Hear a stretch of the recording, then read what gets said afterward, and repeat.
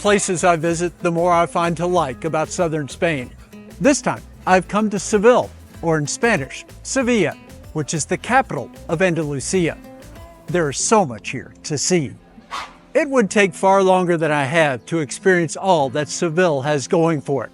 Nevertheless, over the next few minutes, I will try to provide a sense of the city and show a few of the places that are among the top attractions. Let's go. For this video, I will use the English pronunciation of Seville.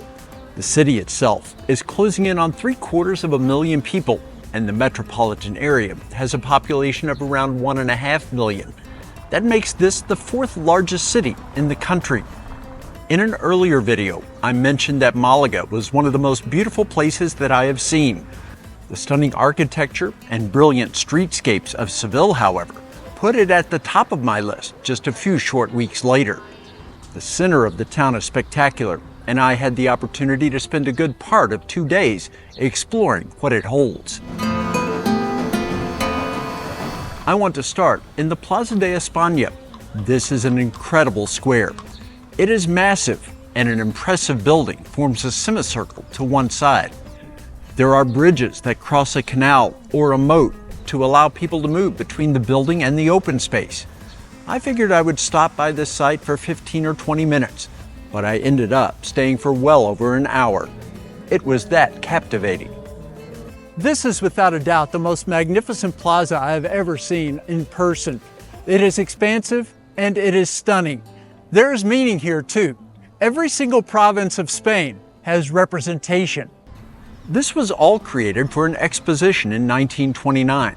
The creator mixed numerous styles of Spanish architecture. That includes Baroque, Moorish, and Renaissance revival elements. There are towers at each end of the building. Throughout the middle, there are balconies that serve as popular spots to get extensive views of the plaza. The total size of this space exceeds 50,000 square meters.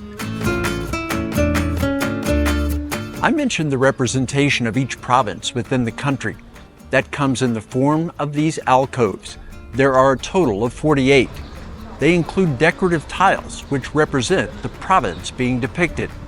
I'm told that residents of those provinces are drawn to the individual alcove which connects to their home. They hang out there and make certain to capture images with that as the backdrop. I found myself seeking out the ones that related to the spots that I had visited in Spain. This plaza has been used as a filming location for numerous productions. Those include one of the Star Wars films and Lawrence of Arabia from 1962. Offices within the building now are home to a variety of governmental agencies. Can you imagine going to work in this location every day? What a perk. I believe that any trip to Seville would be incomplete without spending a fair amount of time discovering the plaza. One of my goals on the city streets of Seville was to find buskers performing the flamenco. I scored mightily at the Plaza de Espana. This group included dancers and musicians providing the soundtrack. It was mesmerizing. This performance was literally center stage in front of the huge crescent building. It continued for as long as I took to watch. This started before I arrived and was still going as I walked away. People surrounded the spectacle and they were enthralled by what they were witnessing. Tips could be offered in euros or through payment apps. Some consider Seville to be the birthplace of the flamenco. This was the only time that I saw it being performed on the streets. There are, though, numerous venues where flamenco shows are held each day. I love the dance and what it means to this part of Spain.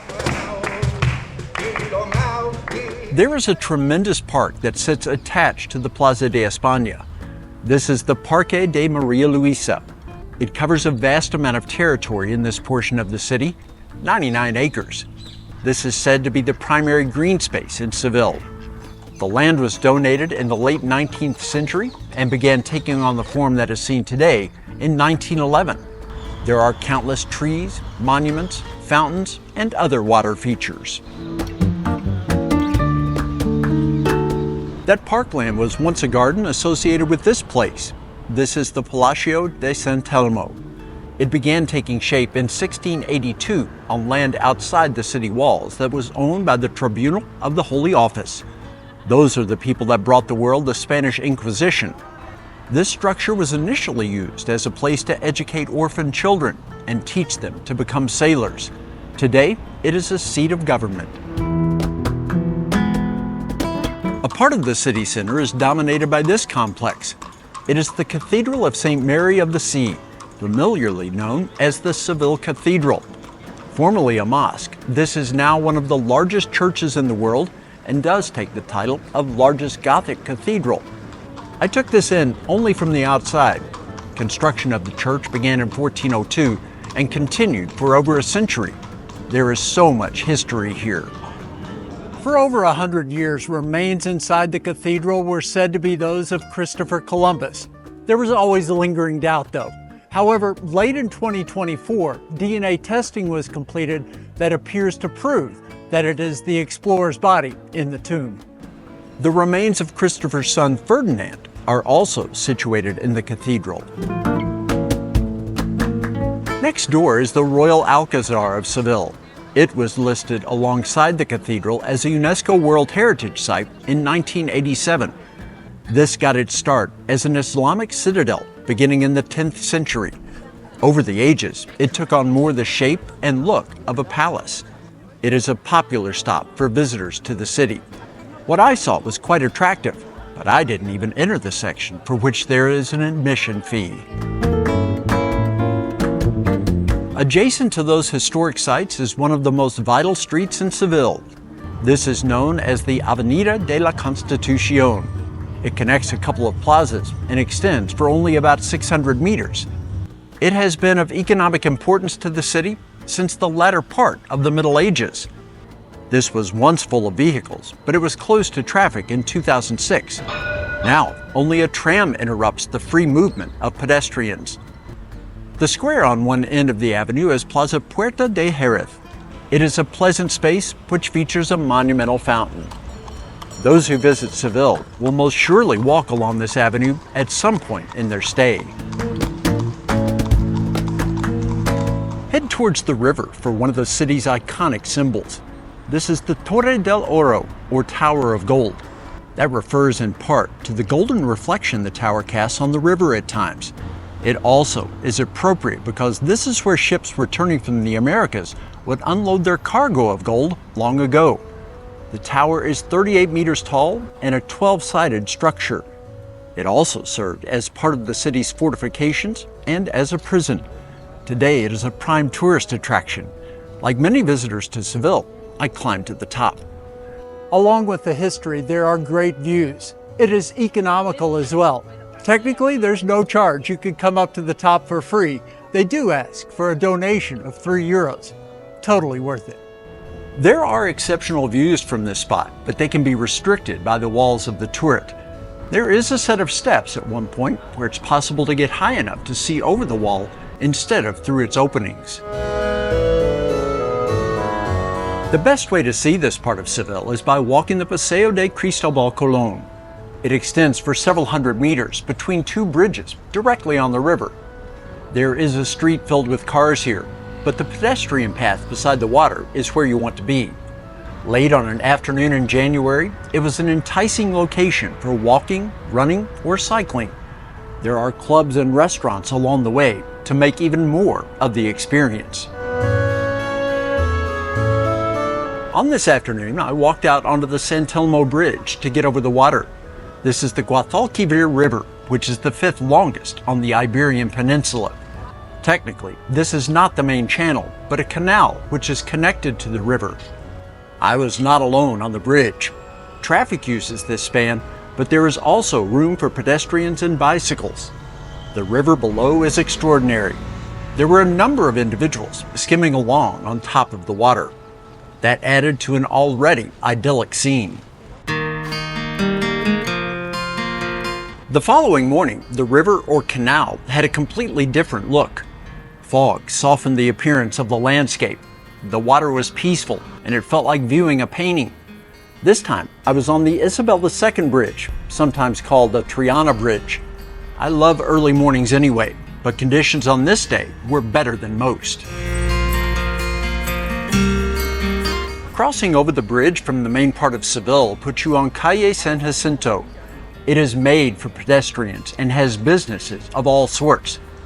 This is the Triana neighborhood. The fog gave this place a mystical air.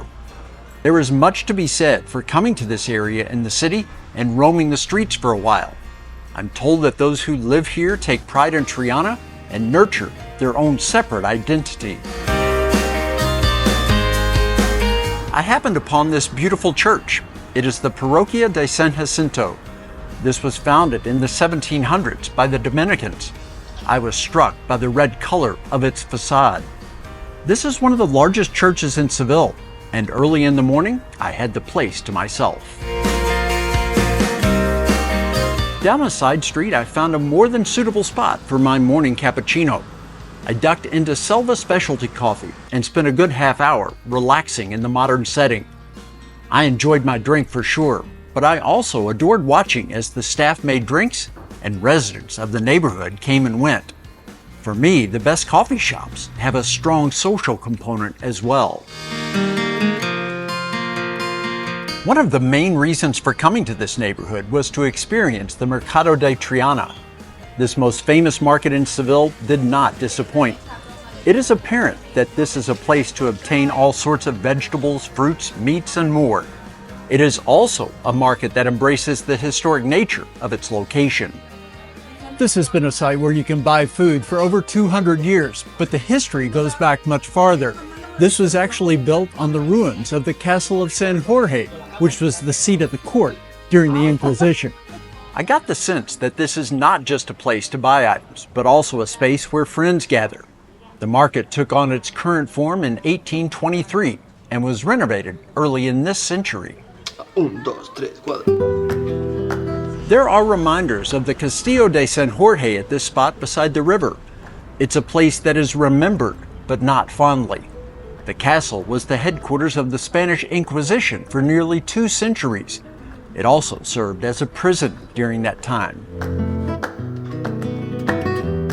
Another neighborhood that I would recommend just steps away from the tourist heart of Seville is Santa Cruz. Many use the term authentic when describing this part of the city. I wandered through what was previously known as the Jewish Quarter for more than an hour. This is one of those neighborhoods that I like so well.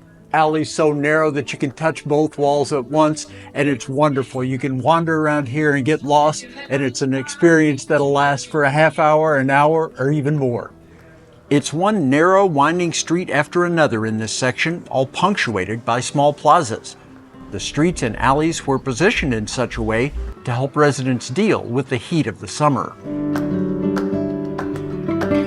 Scattered throughout are shops and cafes. I stopped into a place called Salt and Sugar. Here, I got another coffee drink, but also landed a plate of churros.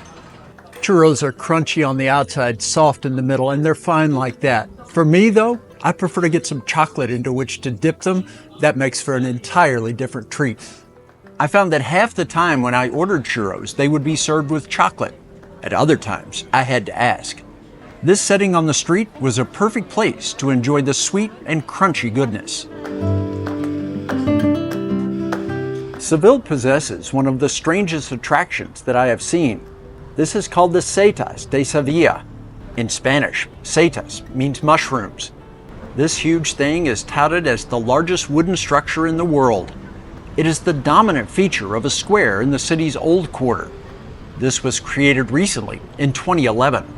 The design was chosen from dozens in a competition. There are 6 connected parasols here with the form stretching over 150 meters in length. It reaches a height of 26 meters. This is without a doubt unique.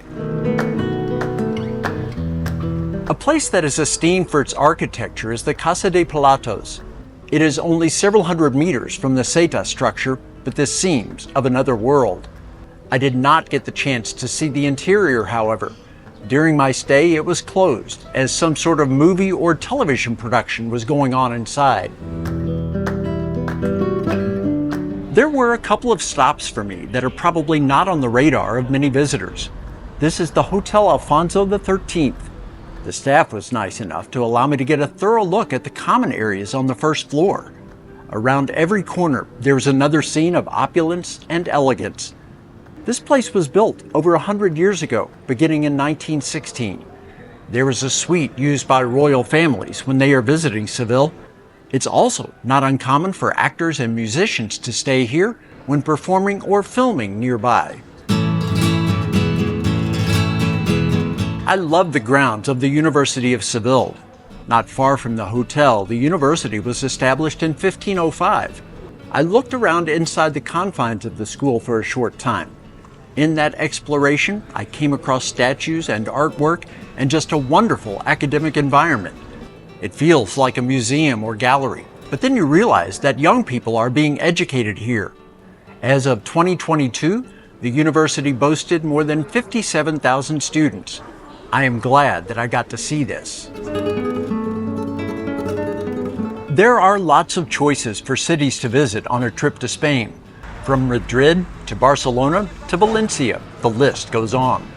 From my experience, which is admittedly limited, I would suggest that Seville is one that you do not want to miss.